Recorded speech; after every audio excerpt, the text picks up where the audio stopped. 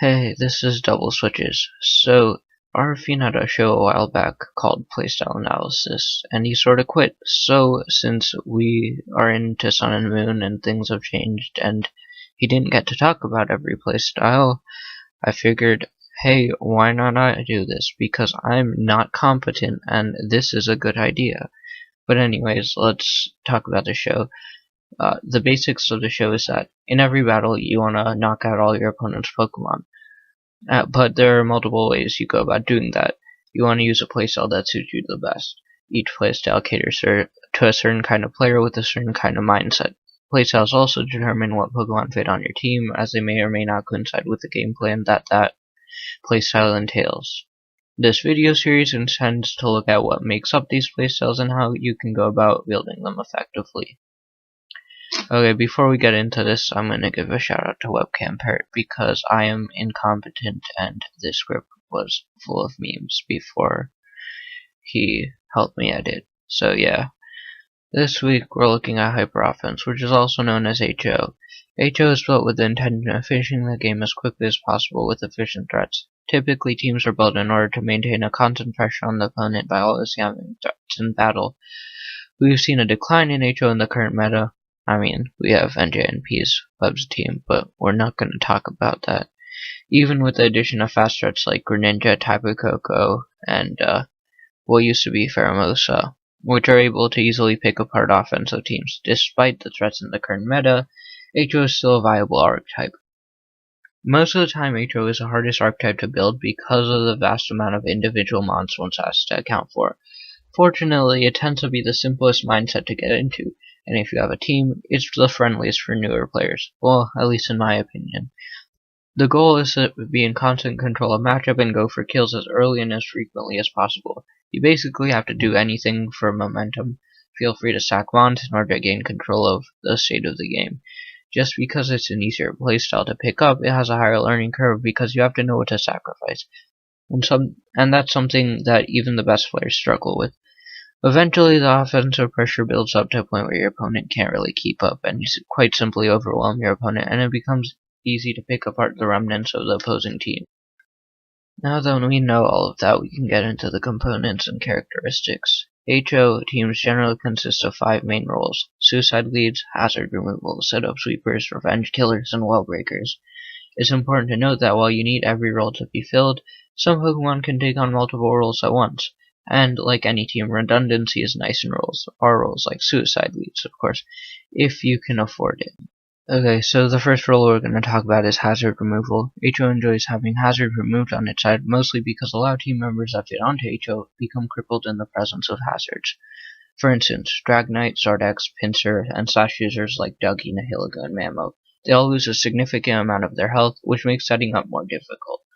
On the screen we have a list of common hazard removal in the playstyle. It's a short list, but HO has some other tools in its kit for preventing rocks from being set up, such as Taunt. The main thing is you really want to have fast, reliable hazard removal because you want to be able to remove hazards in a pinch in order to bring specific mons like Dragonite multi-skill to revenge something. Of course, not every team needs hazard removal, and we can bring up the example of NJNP's Web's team, because not every team has mons that are completely crippled by hazards. You have to consider whether you're using those specific Sash users or mons like Dragonite, and that's just something to consider. Another thing you have to consider is, despite this being a passive role like hazard removal, you have to consider that this is HO and you need to have some form of offensive presence on every single mon, and you also have to be able to maintain momentum at all times. That means you can't have defoggers like Skarm or Feeny because they just don't do either of them. They sit there and they're passive and they take away from the rest of your team's pressure. And that ends up with all that you've been working towards in the end game to be wasted. Of course, since we talked about hazard removal, we're going to make the obvious transition to talk about hazards. Like any other team, HO thrives on having hazards to break sashes and have the residual whittle throughout the course of the game. The main issue is that traditional hazard setters kill momentum. In order to preserve momentum, HO typically dedicates one mon to set up hazards and just suicide in order to get a free switch into a threat. Another use of these suicide leads is to prevent rocks from going up through the use of taunt or explosion or some other form of hazard denial. The poster child for this role is Azelf. The moveset is simple and effective. You have rocks, taunt to prevent your rocks, skill swap to ensure your rocks, and explosion to get out.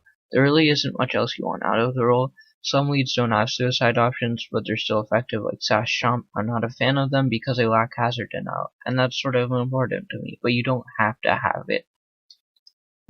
Moving on in our list of roles, next up is Revenge Killers. Revenge Killers exist for every team playstyle, but they're especially important on HO. They exist to shut down offensive pressure coming from faster teams. They usually come in the form of a fast threat or a sash user, and will occasionally have the ability to pivot out, preventing momentum loss. There really isn't much to add on the subject. It's pretty simple as a role. You want a mon with priority or speed or the ability to take a hit, or really any combination of the three. Basically, this is gonna be mons like Weavile or Dragonite, and they're just gonna be your emergency button that you click in case a mon gets out of control, like you accidentally got a Salamence set up to +6 and you need a revenge kill it, so you send out Weavile and click Ice Shard. Something along those lines. And next up we have the Setup Sweeper. Setup Sweepers allow HO to clean up games. Generally you want them to boost offenses and speed. Speed is more optional if priority options are available. In case of mons like Pinsir, they should be left till late game because they require a turn or more of setup. Momentum is like saving money, and you can spend the momentum on turns that you have enough momentum where your opponent just can't kill you or they need to switch out, and you're free to set up and you can cash in your momentum on that turn. Before setting up, teams should be in a state where you can clean easily. Of course, there are exceptions to this, but that's just a general rule of thumb. And our last role is Wall Breakers. Wall Breakers, like on any team, are necessary for breaking down bulkier builds that you're likely to run into. They tend to excel at smashing through stall or at least denting defensive walls heavily. Without these, HO falls flat on its face against a bulkier playstyle. Sometimes they'll also bring other forms of utility or will fulfill multiple roles. These tend to be your mixed attackers with really high offensive stats. Models like Hoop Unbound or Cure in Black are able to deal tons of damage and break walls pretty easily. Okay, so now that we know what makes up an HO team, we can talk about how to use and build one effectively. So one of the most important factors of HO is knowing when to sack for momentum. I've already said this like 3 times. I'm just going to repeat it a lot because it's pretty important. Knowing how the mons on your teams match up individually against certain mons. Metagame knowledge is just generally something nice to have, but in HO, you're going to want to know when you want to lead with your suicide lead or not. Like if you don't have skill swap, probably don't want to lead with Smeargle against Sableye, just because magic bounce is a thing.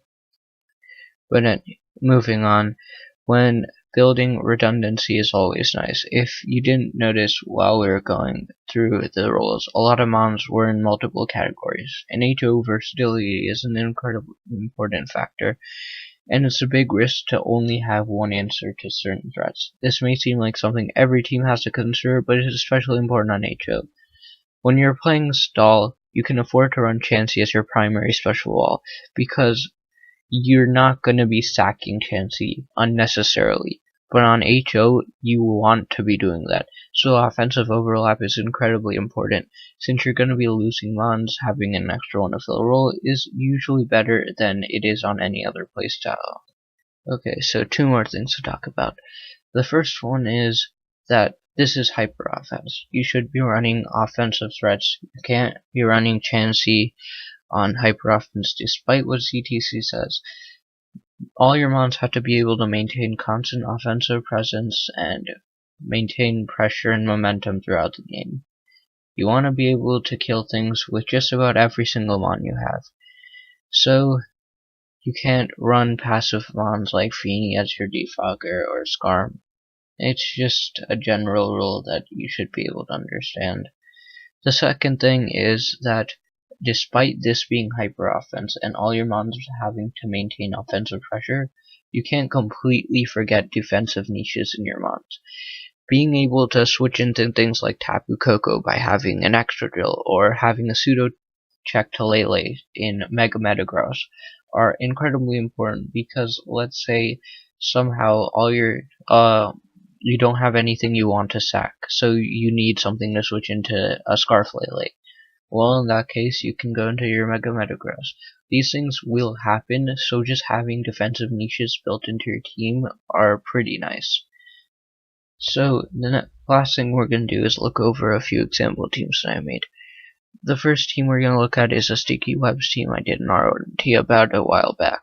So, the way Webs works is you set up webs and all your opponent's Pokemon that are grounded get -1 speed. So what this means about HO is that you don't necessarily have to use builds that are all about having the fastest mons in the game and breaking teams that way. You can also have teams that are built around super hard hitters, but they may not be the fastest mons in the meta game. So you're able to get around that by using things like Trick Room or Sticky Webs to make up for it, and then sweep teams because they're crippled or you're taking advantage of something like Trick Room. So the next team we're going to talk about is a Hydreigon team I built with Dyla. So this team I wanted to showcase because it has a bunch of defensive synergies that you can find on HGO. Ash Greninja, Tapu Koko, they're massive threats to HO, and they steal momentum and hit incredibly hard. The most obvious pick for countering one of these is Extra Drill, because it completely shuts down Tapu Koko. Hydreigon's unique typing allows it to take hits from Ash Greninja really nicely. Even Metagross serves as like a pseudo Tapu Lele check, and with Hydreigon and Metagross and Extra Drill, it completely deters Tapu Lele from ever clicking a Psychic type move. Despite all this defensive synergy, the team is built from entirely offensive pieces, lacking the characteristics of bulky offense like pivots or highly defensive strategies. So now that you know how to build and use HO, of course there are many other gimmicky sets for you to go explore at your own leisure. HO is an incredibly threatening playstyle and can win most games solely because teams don't prepare for the sheer amount of offensive pressure it brings to the table. Despite having to make tough decisions when it comes to team building, playing with the team is relatively simple. It's quite simply lead, whittle, clean. Of course, just like any other playstyle, HO requires you to make those tough decisions, and in HO's case, it's what do I want to risk for momentum.